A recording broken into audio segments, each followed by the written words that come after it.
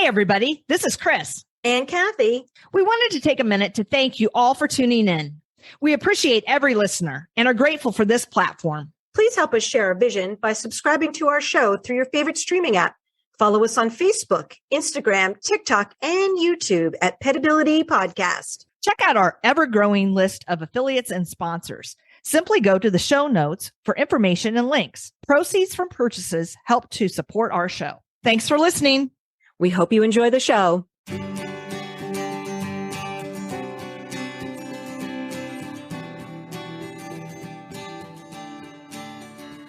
Welcome to PetAbility. I'm your host, Kathy Simon, certified veterinary technician and certified canine rehabilitation practitioner.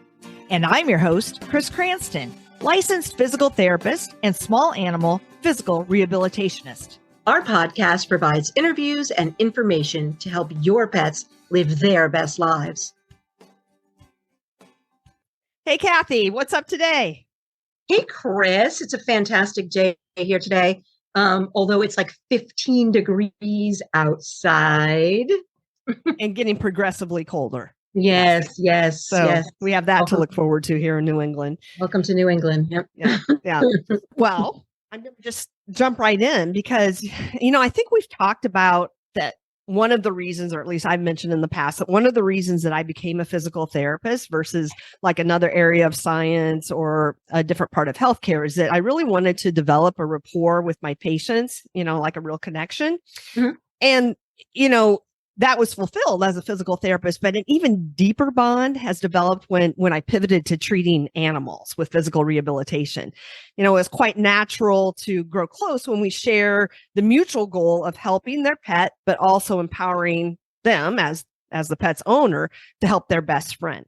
So I've just loved this facet of my professional career. And as I examine the relationships in my life, many of which have spanned over a decade, most of my close friends actually started as clients. And if I'm to predict the future, I think this will be true with our next guest. So this is the first time that you and I have had one of our own clients on the show. Today, we're going to be delving into Phoebe's journey with her dog, Hugo. Hugo is a 12-year-old mixed breed. He's a pitty boxer coonhound who was rescued in pretty rough shape by Phoebe later in Hugo's life. Little did she know that a few years later, he would be diagnosed with a progressive disease called degenerative myelopathy, or DM for short. Now, this disease causes progressive paralysis, much like ALS or amyotrophic lateral sclerosis, or Lou Gehrig's disease in people. And this is a disease that renowned physicist Stephen Hawking had. And if you remember, his mind was brilliant to the end, but his body failed him. So there's no cure, unfortunately, as the messages are lost when they travel along the spinal cord. They affect voluntary motor control first. The cause is still unknown, but there seems to be a genetic component.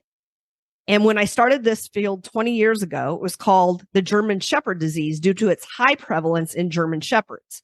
But now we know it is much more widespread and does seem to have a breed disposition due to this genetic mutation.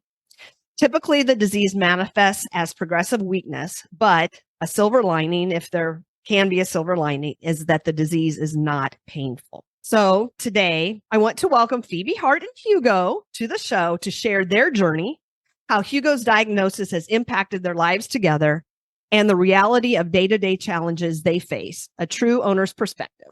Welcome, Phoebe and Hugo. I'd like to welcome Phoebe to the show as well. What I'd also like to do to let the audience know is that they have no idea how handsome Hugo is. He's stunning, stunningly handsome. If you're listening to the show and you're an owner that has a dog with degenerative myelopathy, you're a warrior. So please welcome Phoebe Hart to the show. Thank you, guys. That was quite the intro. I feel so honored to be here. We really appreciate you being here because, we talked about this and we think it's just really important. DM, degenerative myelopathy, like a lot of other dog diagnoses, owners don't think about it until their dog gets it. And so part of the mission of our show is to educate people out there so, maybe they know what to look for and how they can adapt if their pet happens to be diagnosed, and, how quality of life can be preserved. So even though this is probably in many ways going to be a little bit of a tough conversation, we all agreed that this content was really important to get out there. So Phoebe, why don't you start out? Give us a brief history of Hugo. When did you get him? How did you get him? All that good stuff. I've been wanting to adopt a dog for a while, and I grew up with pets, a menagerie of different types. And funny that you mentioned how handsome he is, Kathy, because I saw him on Instagram, I think, and I would just like keep checking back in for about a month. And then I finally worked up some courage, and he was still there, thankfully, and took him home that day. When I got him, he had he had 2 surgical wounds from mast cell tumor removals. His entire neck was raw and filled with sores from being on a chain, and he was covered in his own feces and wouldn't stop. He was like inconsolably screaming, and I was like, "This is my guy." Do you know anything about his story before you adopted him, or how he got to the MSPCA?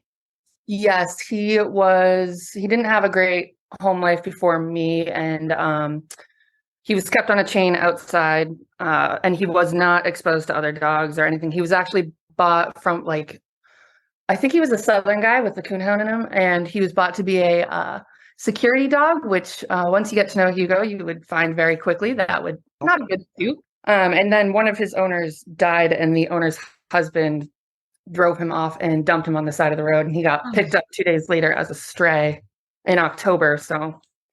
And then I got him end of November. Yeah. How old do you think he was, Phoebe, at that time?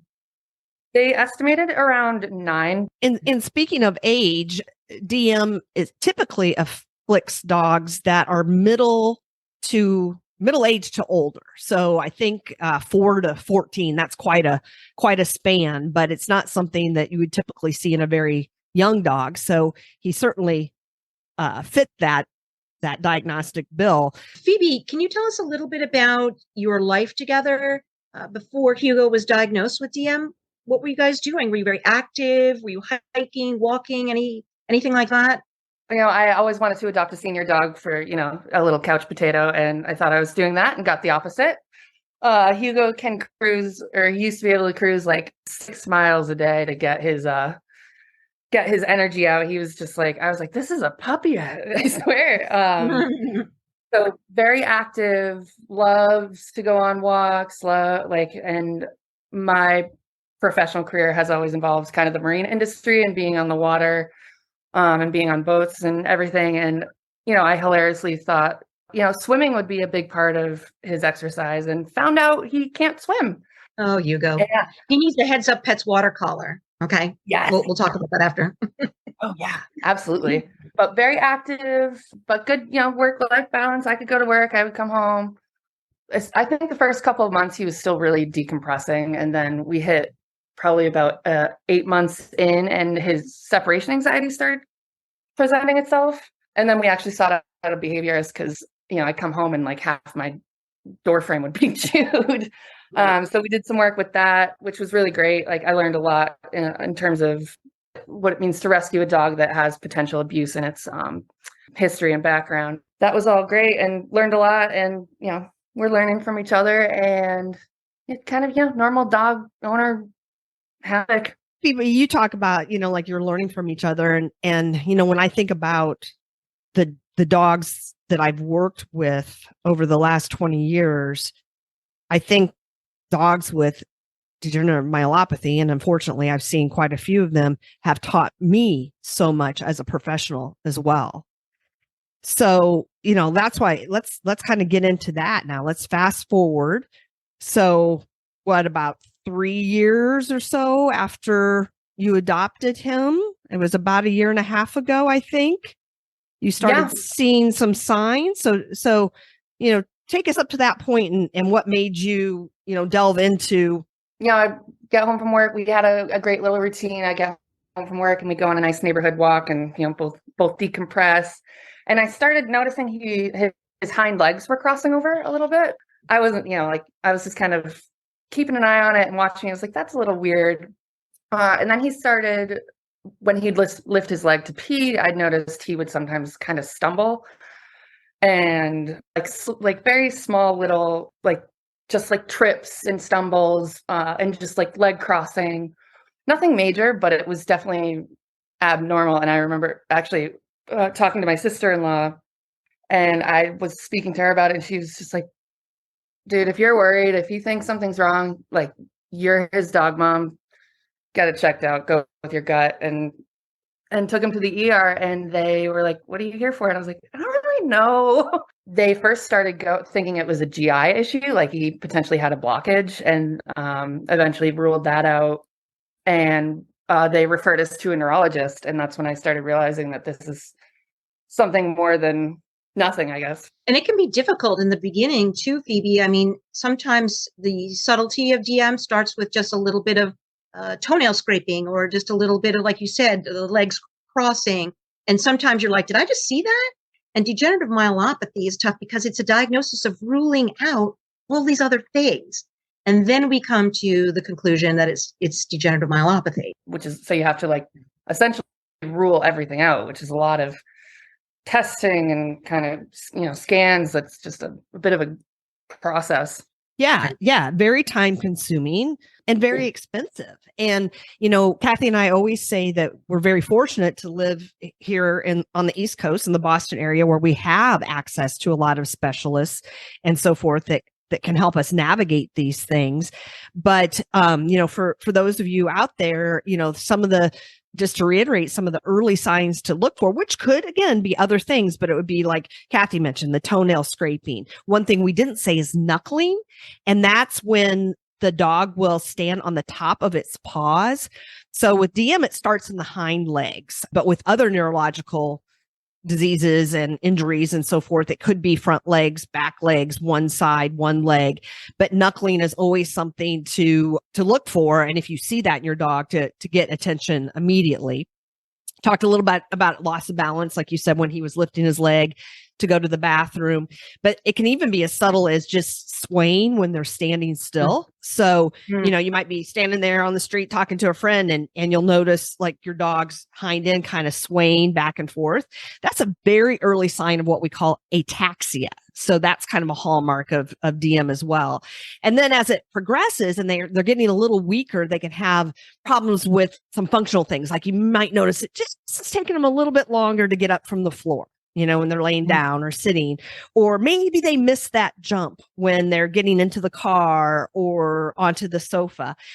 But like we said before, it could be a lot of other things. It could be a progression of arthritis, or, like in your case, Phoebe, they were thinking he had a medical condition, some GI thing that could affect him physically. So really, really important to seek out your veterinarian and a specialist if indicated. One of the very early signs, I could hear the knuckling, or not necessarily the knuckling, but the scuffing of his nails on the sidewalk. And it became such a noticeably audible thing that it turned into a symptom, because I was like, why are you? And that to the point where he was grinding his nails, and then one of them he quit and it was bleeding. I was like, so that was another big kind of signal that something was actually not right. We needed to get him checked out. So Phoebe, what was your reaction when you got the diagnosis of degenerative myelopathy?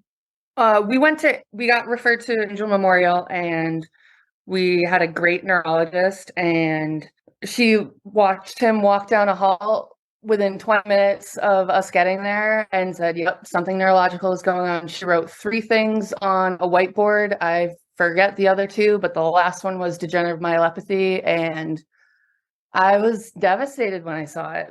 Did you know what it meant? The only reason I had known what it was because I did one of those Embark genetic tests, because I want to see what mix you goes. And it came back with like a little red flag for degenerative myelopathy, that he might have it, or he has the genetic precursor for it.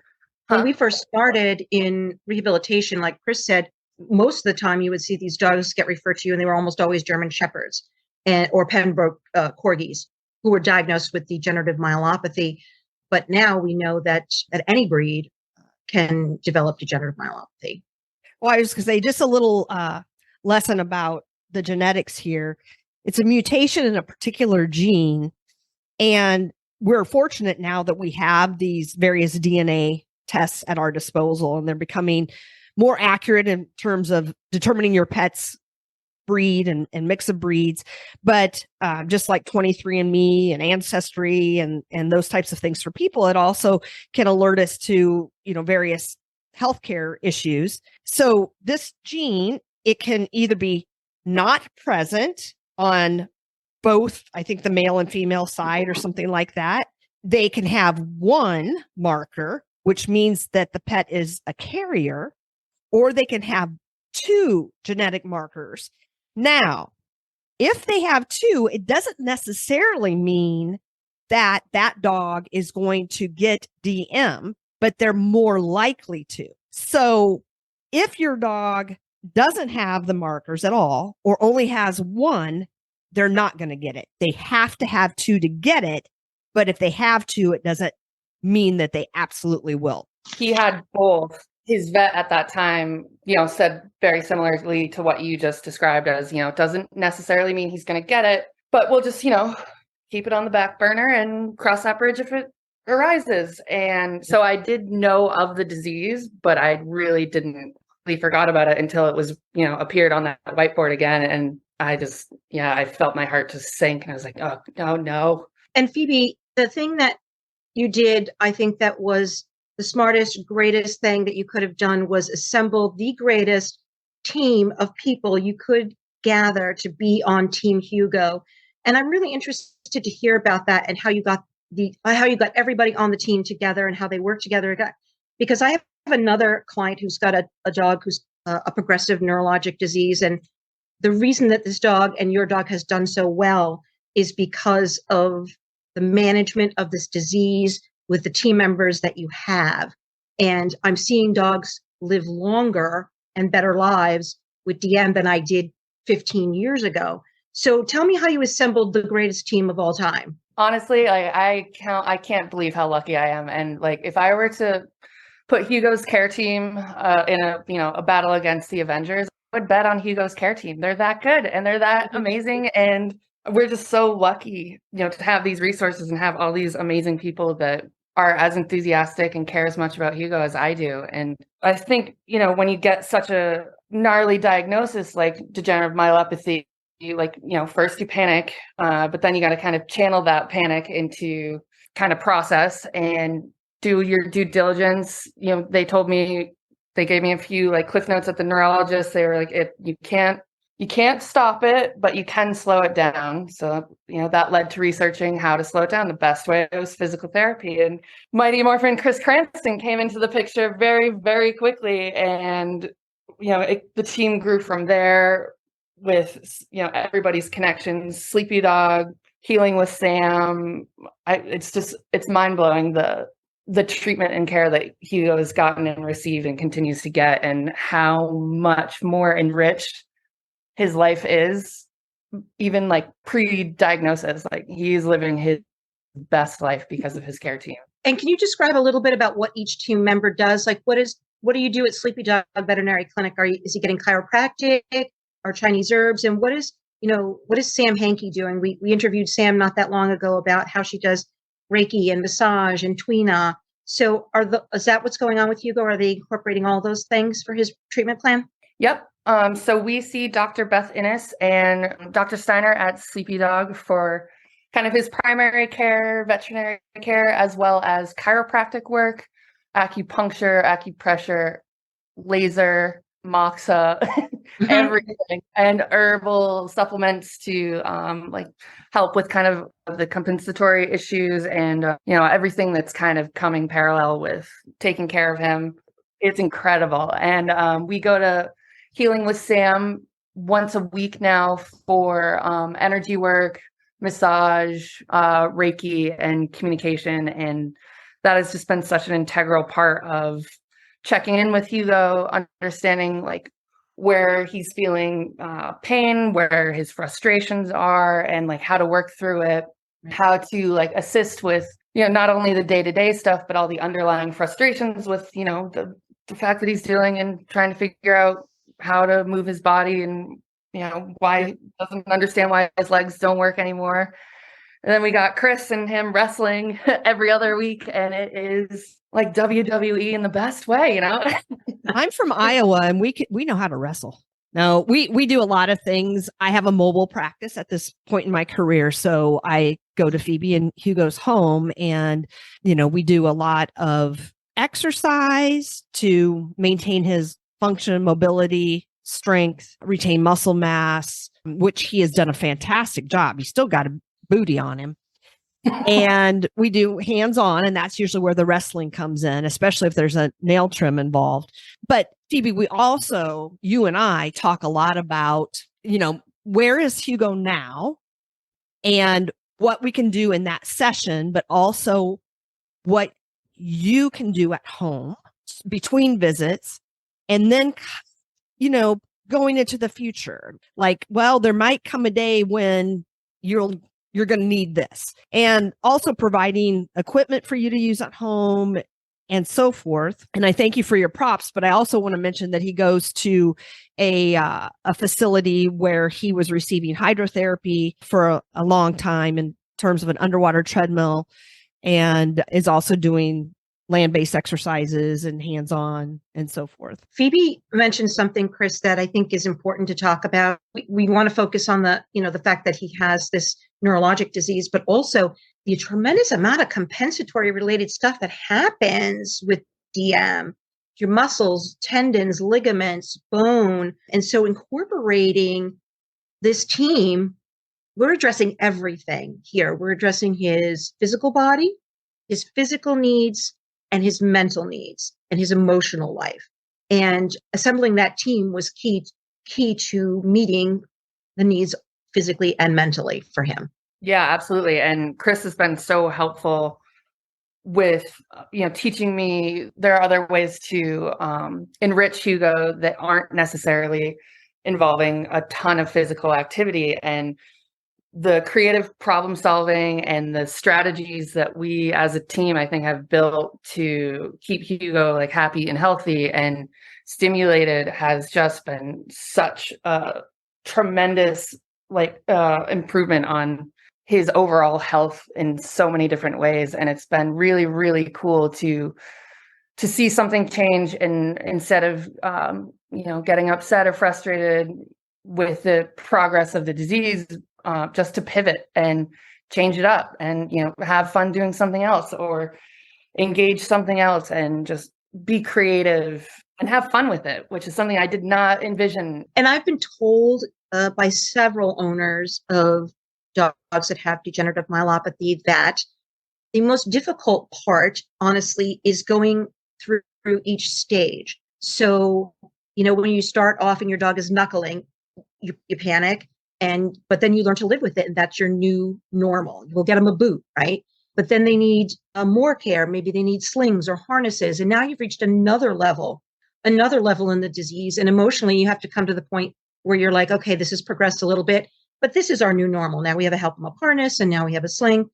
And then, your dog has some more progression, and maybe you go to a wheelchair. And so each level of stages is finding your new normal. And I find that for clients, going through the stages, I think, is one of the hardest parts. Yeah, absolutely. And finding that new normal, and, not letting that initial new stage development kind of like consume you and drop you back down into like, oh my God, it's getting worse. Like there's just has to be, a grander understanding that even if this new stage has, it's physical deterioration, but there are other ways to, look at your pet and be like, okay, so your legs don't work, but you love playing with this like snuff ball thing where you get to knock it around and then you sleep for 3 hours because you're so exhausted from that enrichment, and noticeable progressions happen, and you have to get to that new normal mindset is looking at your pet, paying attention to them.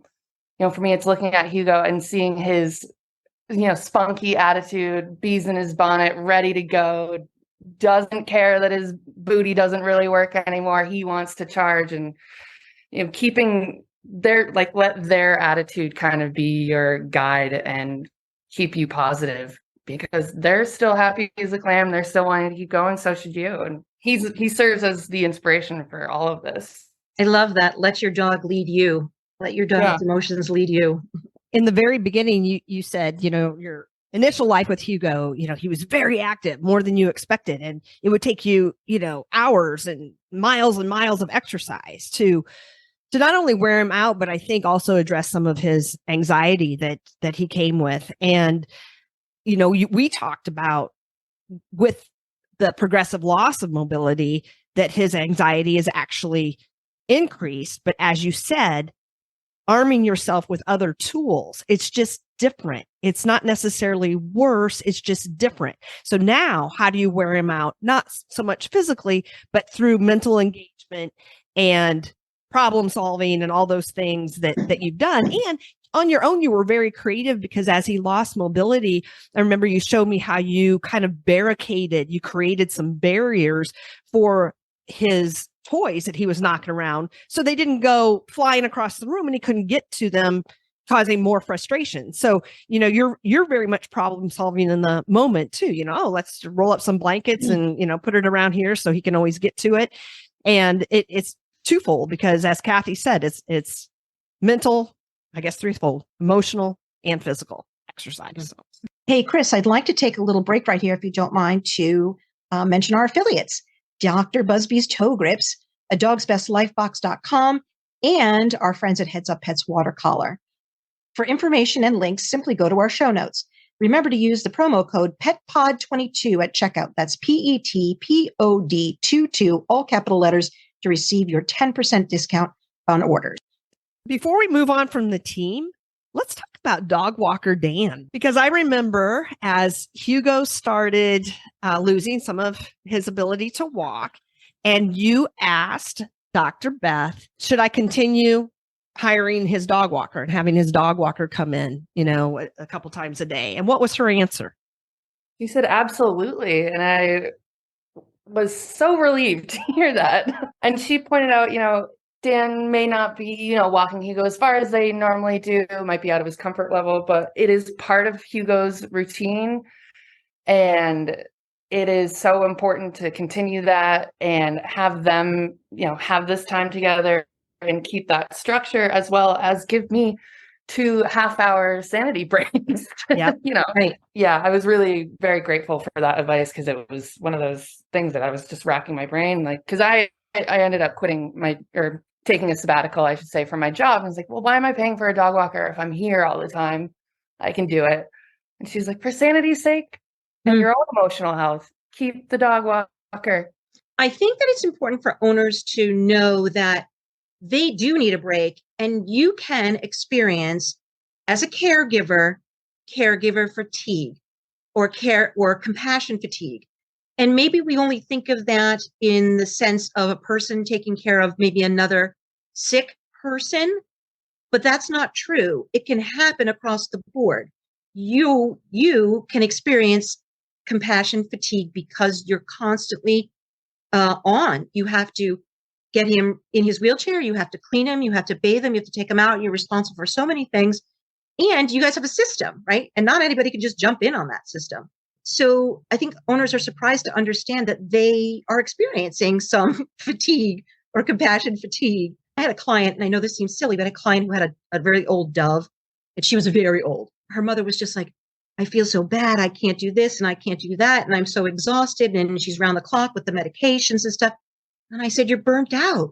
She said, how could that be? I said, because you're caregiving. I know she's a dove, but you're caregiving around the clock. And she was surprised to hear that. Are you saying dove as in a bird? Yes, a dove, a little dove.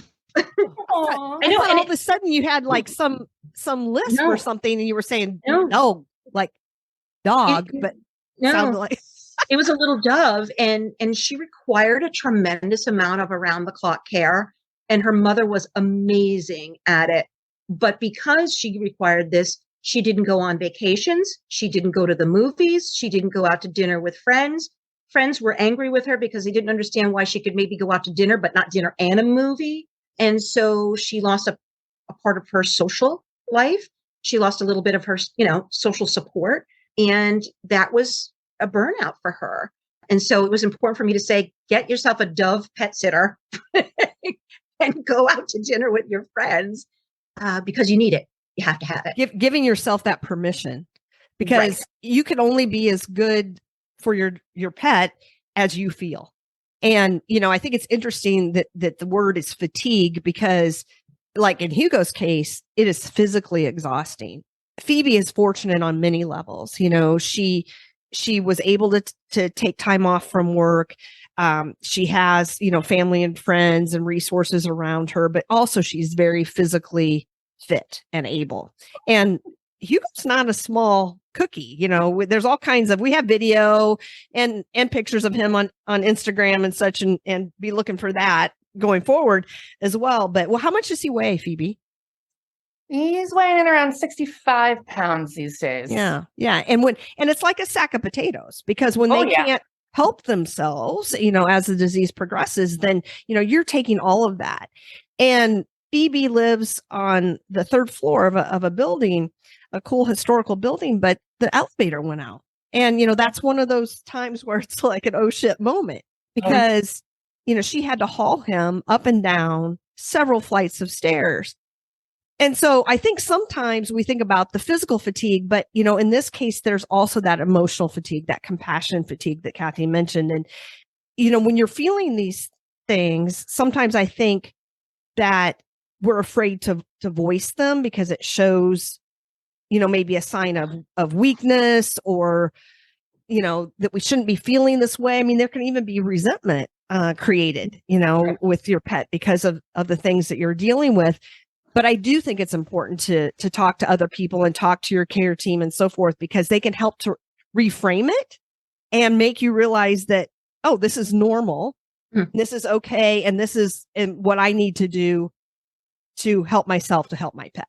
Got to take care of yourself so that you can take care of them. And I think you can get tunnel vision when, it's this severe, regimented caretaking. He's on medications that he's required to do like three times daily. And I definitely, falling into some of the more severe stages and progressions of this disease. I've certainly found myself feeling definitely isolated, frustrated, and totally feeling those resentments. So Phoebe, I am privy to the fact that you have acquired a lot of accoutrements for Hugo, bling over time, in terms of things that he has needed to help him to function best, and also maybe prevent some injuries and things like that. Can you kind of go through a progression of the equipment and things that he's acquired over this last year and a half? The amount of stuff that is out there to help you and to assist you and your pet is incredible. And that in and of itself provided such a level of kind of safety and like anxiety quelling. But some of the really important ones for us have been the Help 'em Up harness. First we started with just the front part, and as his booty started dropping more and more, we attached the hind harness portion of that, and it turned him into this very maneuverable suitcase, which has been a savior for both of our spinal columns for sure. I love the Help 'em Up harness. Kudos to Lindsay and Carrie at the Help 'em Up harness. I think it's Blue Dog Harness. They really came through with this wonderful product. It's incredible. And I think Chris, Dr. Beth, and Sam all gave me really great tips and tricks on how to use it, and introducing the hind part, because most dogs aren't used to having straps around their hips and a handle on their hip bones, and introducing that before he necessarily needed it to get him familiar was really helpful advice. So on top of getting all these things, I'm also getting really helpful advice and learning along the way on how to utilize them, and also accommodating his male anatomy with the Help 'em Up. So, I mean, it's important. This is a serious thing, because male dogs provide a particular challenge when you're using a typical sling, for example. You take them out, you need to provide some support, but the sling would typically cover their penis. And so then they can't urinate. And that's exactly when you need it. So there are two types of Help 'em Up, and we got Hugo in the right one that allows him to both urinate and defecate without a problem in the harness. You made a really important comment there about his penis being crushed in the harness. And maybe people don't think about it, but there's a bone there. And if you have a harness that pushes up against it or occludes it, not only can you not urinate, but it's painful. And you know what, Chris, just speaking of dog penises in general, you've got to look when you're getting a harness, whether your dog's penis is forward or back. And that's going to help you determine what kind of harness you're going to want. And is it a pendulous penis? Does it have testicles? Do they have testicles? Testicles is a very important question when fitting a cart. So there are different types of saddles that accommodate male and female anatomy with a mobility cart. Right. And that's why I love Eddie's Wheels so much, because they make the version of male and female welded seats. I just want to say too that if I had to ask you, Phoebe, how many booties gone through in the last year and a half, what would be your guess? Well over, I'd say we're definitely close to 100. So again, just talking about, having those, right? They're wearing out. You have to make sure you order more, taking the time to do that. And Phoebe would use shoe glue, duct tape, stitch, whatever she had to do to keep said booties in as good a shape as she could for as long as she could, because this stuff is expensive. Oh, we're booty connoisseurs, Yes. Tried them all. Exactly. And sometimes it is trial and error, but hopefully a veterinary professional can help you, steer you in the right direction. We interviewed Alaria at Vital Vet, and they have, a plethora of resources, including, with different types of booties and so forth. And we'll put that in our show notes. In the very early stages, I think that traction, Kathy and I are a fan of traction. That was imperative, and it still is. Your floors are covered with carpets and yoga mats and different things to not only protect his skin, but now it's more to protect his skin and so forth. But in the early days, so that he could ambulate independently. Been such a really amazing learning curve. But yeah, also the mats, traction mats. Also, we got these sticky pads that they stick to the bottom of his paws, and they adhere to his pads on the bottom, and they have almost like a sandpaper-ish kind of grip. So that was really helpful. Only inside, they peel off immediately outside. But, on hardwood floors and, when we go to friends' houses for dinner and stuff, I'm not going to schlep up a bunch of my Ocean State job lot mats. The stuff that's out there is just incredible. Yeah. I think those are called sticky paws. And unfortunately, Hugo was not a candidate for toe grips. We didn't get those, I think, on him in time, and he was already knuckling, so they wouldn't stay on. So there is some of these tools work best if used at an appropriate time. Mm-hmm. We used the pause booties for a while. Then he needed, which is the balloon type, aid in traction and protection, but then he needed a little bit more protection, heavier booty, if you will.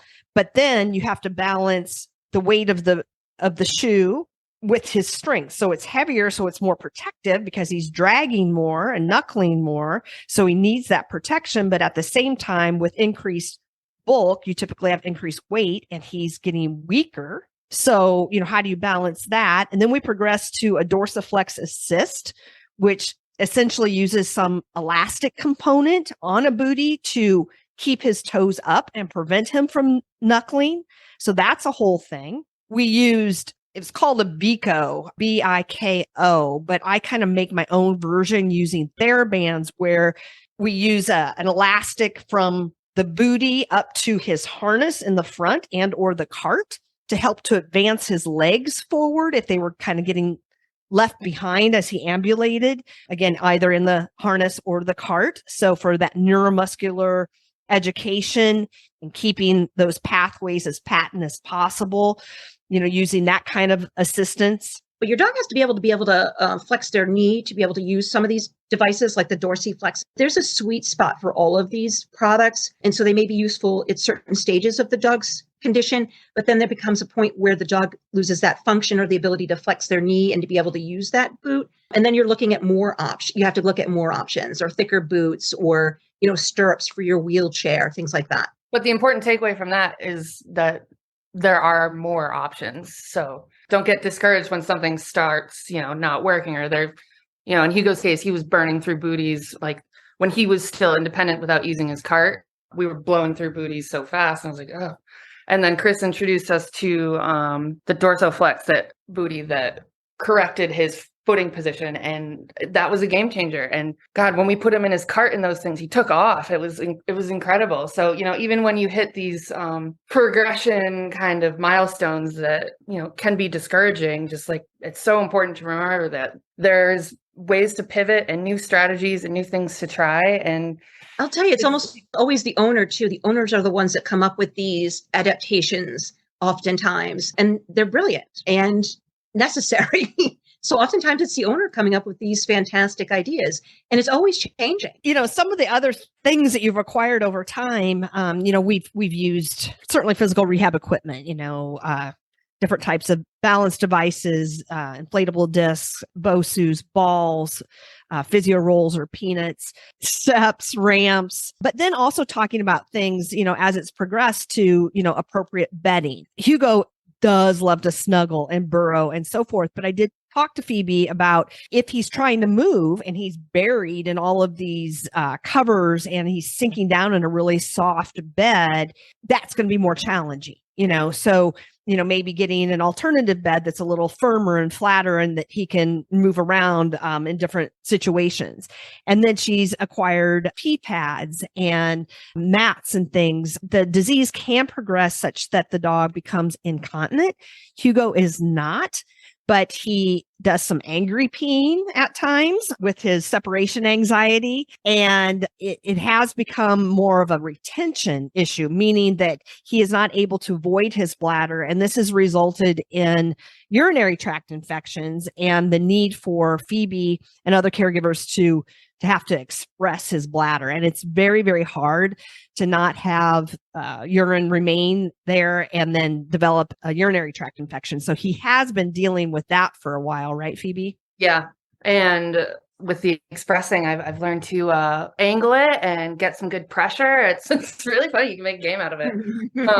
And also Orvis makes an incredible pee-proof blanket that doesn't feel like a pee-proof blanket or a pee pad or anything. It's just a blanket that if he pees on it, it absorbs it. I throw it in the wash. No problem. No stink. It's awesome. Highly recommend. Do you use diapers for Hugo at all? He's got a couple belly bands and we use them situationally because he's not leaky yet. He still likes the idea that he has control over his own bladder. So he won't give me, full power. But say I'm running errands and I go into the grocery store, or say I, meet a friend at a restaurant and he's in the car. I throw a band on him just to catch whatever spite he wants to spew that hour. So angry peeing. It's angry peeing. It makes me think of something important in that dogs that have DM that do leak or don't have bladder control that get urine on them. And skin care for these dogs is huge. We cannot let urine sit on the dog. It will turn into urine burns, urine scalding. And so skin care is really important. So these dogs are sometimes I'll use a waterless shampoo and just clean them up periodically because we can't let it sit there. And so that becomes sort of another level of care here, checking the area. If you have a female dog, you've got to really check their folds. For male dogs, you want to check their bellies and their inguinal area because that's where urine might sit. And that will cause a rash. And then that rash will actually turn into what we call urine scalding. And now you have another problem. Yep. Well, and Hugo has very sensitive skin. He has very thin, short fur and essentially like a bare belly. And so he has been susceptible to a lot of things like that, even rubbing from the various pieces of equipment and devices that we've described. And so Phoebe sewed some very soft microfleece on his help him up harness to give extra protection, like in his groin area and as it wraps around his legs and things. So again, you mentioned in the beginning, Kathy, that anybody that cares for their dogs with DM or to this level in any circumstance, really amazing warriors. These people have a lot of inner strength. I think Hugo came with a heart issue, or you discovered that he had a heart issue shortly after you got him. I just think it's really, really important that we emphasize, because Phoebe mentioned tunnel vision earlier. And I think that oftentimes when a dog has a diagnosis like this and you're seeking that care on a regular basis and you're seeing, the physical rehabilitationist, every week or two and the other members of the care team, you're so hyper focused on this disease that we cannot forget to address basic medical needs. And it's also hard to remember, he's not a young guy and he is getting older. And just like any animal or human that ages, these medical complications get more complicated and more common. And, that's just a normal part of aging that I don't think we do as a society a very good job of kind of like understanding and accepting that kind of growth and progression in like life itself. And important to just like, take the bigger picture and remember that, yes, he does have this, devastating degenerative neurological disease, but he's an aging guy who's living a crazy life, and because of that, he's got other stuff going on that we got to keep eyes on and keep taking care of. But try our best not to freak out and just savor every part of it and keep everybody and just me and him happy and healthy as long as possible. Phoebe, have you been approached by strangers or neighbors or people who have said, "Oh, that poor dog. Oh, look, that poor dog"? And if you have, what would your response be? I mean, if we see a dog outside walking in a wheelchair, like Chris and I would be like, yeah. But some people are like, they have to come up and give you their unsolicited opinion about that. What would be your answer to that if somebody came up and said, "Oh, that poor guy"? Oh yeah, I've been approached by all of it. I've people that come up to him and be like, "You should have put him down. Like, you're torturing him for selfish reasons." I'm like, okay, well, thankfully I have, an animal communicator that tells me that he's still happy and he's doing great. And I have all these professionals checking in on him. And I can look at him and understand him and see in his own and our lives together that he is happy, healthy, and he wants to keep going. And I'm happy to keep going as long as he wants to. When he wants to call it quits, okay. But until then, I experienced this quite a bit when I had my last dog, Digger, because he was blind and he had his little vest on, said, "I'm blind," and I didn't let people approach him and pat him and stuff. And there were a few people that would come and go, "Oh, that poor dog." And I think my answer was usually, well, if you knew me, then you would know not to feel sorry for this dog. And if you knew Phoebe, you would know not to feel sorry for Hugo. I do my best to try to make it an educational thing and say, listen, this is what's going on and my dog isn't suffering. But sometimes I just have to walk away. And so if you see people out there doing the best with their dog in a wheelchair and you don't have anything kind to say, just keep it to yourself. 100%. And I mean, I suppose it depends on how they approach you. And if they approach you with curiosity and enthusiasm, I'm all for talking to them about what's going on, because it is so important to get this information out there and let people know that, because DM, I found out, is actually not that uncommon. And one of Hugo and I's first wheel training, I like to call them his driver's ed sessions, we ran into a guy who had ALS and he was in a wheelchair, and him and his friend were out for a walk. Hugo and I walked by him, and Hugo like gave each other these hilarious head nods, and he was like, "What's he got? Something, is it degenerative neurological?" And I was like, "Yeah.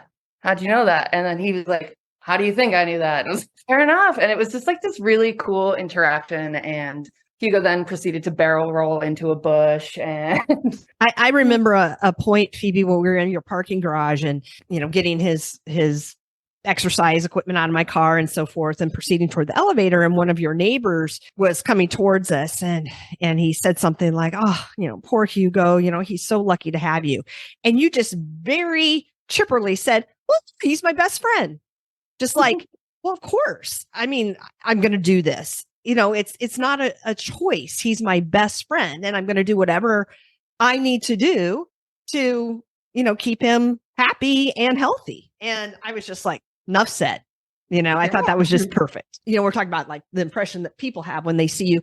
Have other dogs responded differently to Hugo than they have in the past now that he is differently abled? Yes, absolutely. Especially when we're in his cart, which is understandable. It's foreign looking and he moves differently. He can't, do the behaviors and the natural kind of behaviors that, dog socializing and interacting looks like. But he gets around, but it can be a little overstimulating, and for other dogs, he's fine.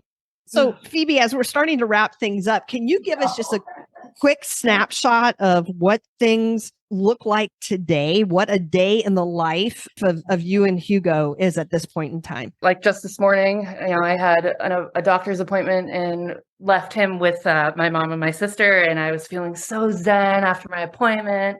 Come downstairs and, he's, my sister's out on the deck with him expressing his bladder so gnarly. It's like hitting the sliding glass door. My mom's frantically running around washing all the blankies he's peed all over, and it's pure chaos. And then I look at his face and, his tongue's hanging out of his mouth. He's got his Joker grin on, like what I did while you were gone. And it was just like hilarious. And, you got to look at the silver linings and still have fun with it.